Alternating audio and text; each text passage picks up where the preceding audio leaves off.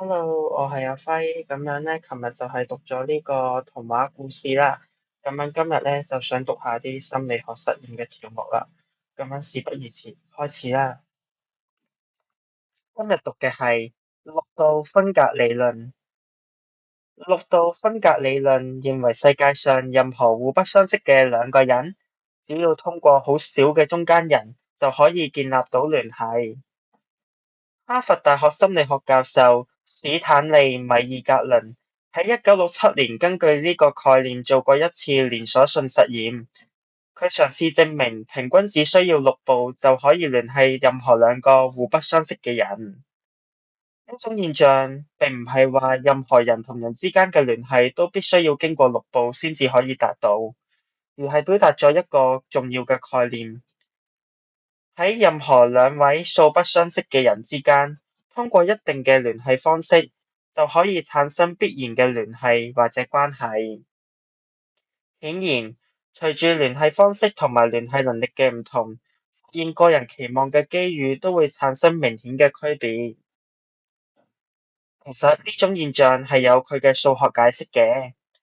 若果每個人平均認識260個人，佢嘅六度就係260嘅六次方，等於308915776000000，即係約300萬億。消除一啲節點嘅重複，咁都幾乎覆蓋咗成個地球人口嘅若干倍。但係超過40年嚟，呢個理論其實都有所爭議嘅。雖然最初嘅論文發表去到依家，好少有呢方面嘅研究，但係呢個理論都係得到廣泛嘅應用，特別係喺保險同埋直銷業嘅從業員。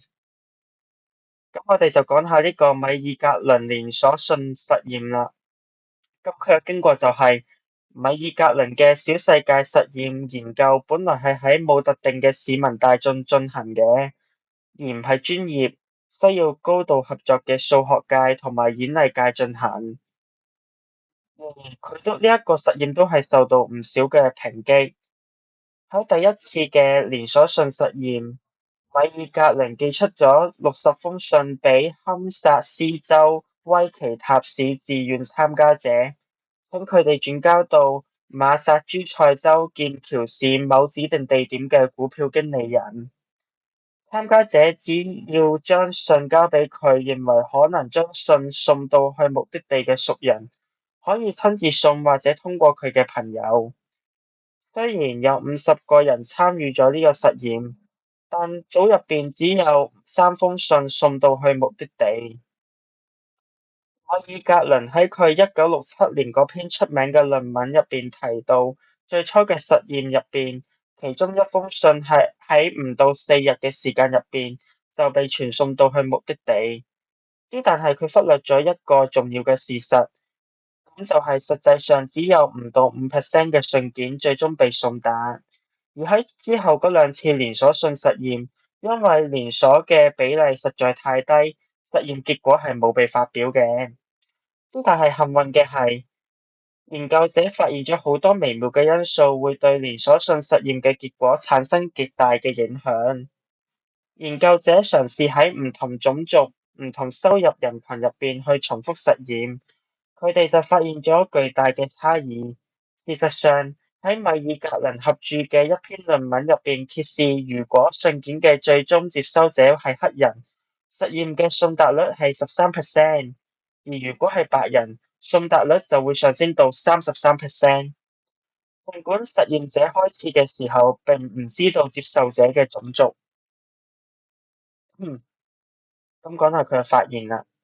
咁雖然飽受議論，但係米爾格倫帶嚟咗唔少新奇嘅發現。經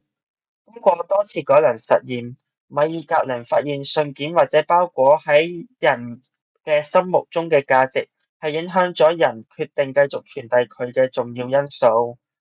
佢將成功率提升去到35%，後來更上升去到97%。咁拋開對地球其實好細嘅呢一種論斷嘅懷疑唔講啦，咁其實啲人係對某個特定世界係好細嘅論斷係冇絲毫嘅懷疑嘅，即係例如喺某個學院到密歇根州大學到蒙特利爾猶太人社區，平均嚟睇，為實現一次送達，需要6個中間人，從而得出咗6個分隔理論嘅講法。佢可能係源於6個自由度嘅講法。唔單止係咁，米爾格倫仲發現咗漏斗效應。佢發現大部分嘅傳遞都係由嗰啲極少數嘅明星人物完成嘅。咁喺一個5% 嘅飛行員實驗入邊，佢就發現2/3成功傳遞嘅係由一啲明星嚟完成嘅。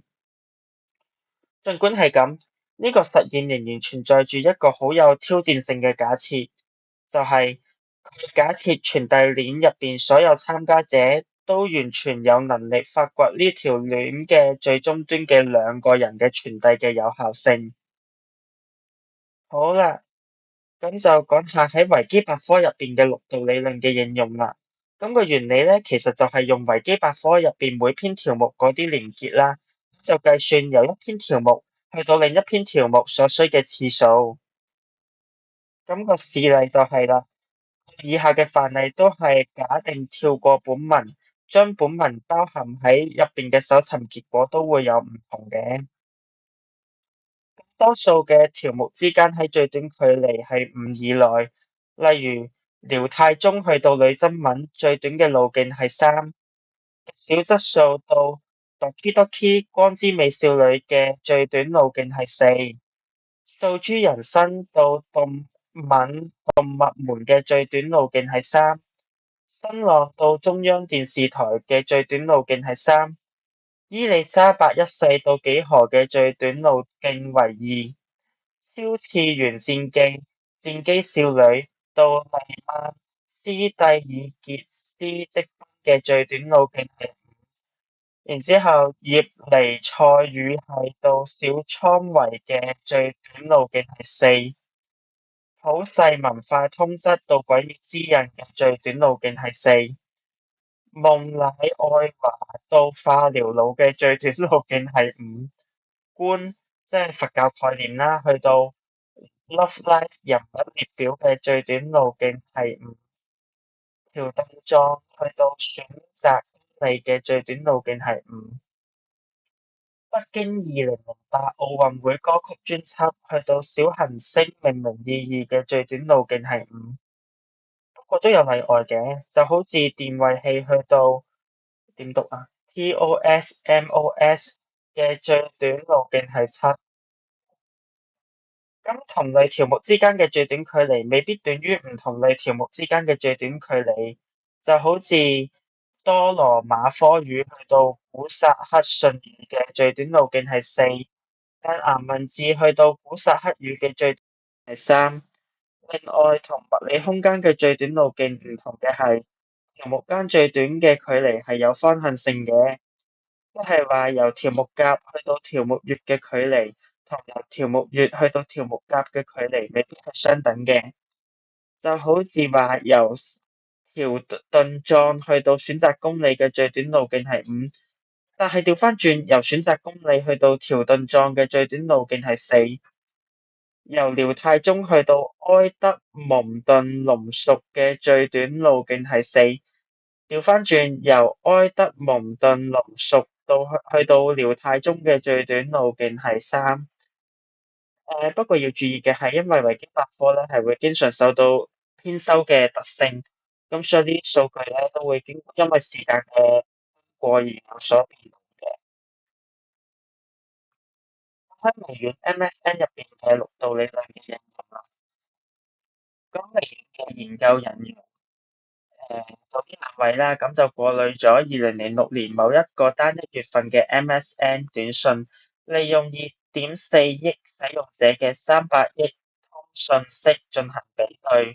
咁結果就係發現任何使用者只要透過平均6.6個人，就可以同全資料庫嘅1800億組配對產生關聯。而48% 嘅使用者喺6次以內就可以產生關聯，而高達78% 嘅使用者喺7次以內都可以產生到關聯。咁 Facebook 嘅研究結果啦，咁 Facebook 嘅團隊為咗宣揚 Facebook 週年紀念嘅朋友日，研究咗當時已經註冊嘅15.9億使用者資料。2016年2月4號時，喺一個網站 Facebook Research 公佈標題為 "3.5 degrees of separation" 嘅研究結果，發現呢個神奇嘅數字網絡直徑係4.57，翻譯成白話文，即係意味住每個人同其他人間隔係4.57。我覺得今次個讀得，我自己感覺咧，好似讀得比較好咗啲咁樣。係啦，個通，因為今次我係特登拖翻慢嘅語調嚟讀咯，因為我聽翻即係第一二日好似自己都讀得比較快，係啦，同埋今次呢一個條目都好有趣，認真。即係佢入邊嗰個 Wikipedia 到底即係有一個唔相關嘅條目跳到去另一個好唔相關嘅條目有幾耐咧？其實我自己其實嗰度都好好奇，有冇人做過呢個實驗？我估唔到呢一個 page 解答咗我呢一個問題，都幾有趣啊，係啊。可能再加上呢一樣嘢，我自己都比較中意睇，我自己讀得係比較易，即係比較容易一聽過咁樣，係咯。仲有97日。希望堅持到，繼續進步啦，拜拜。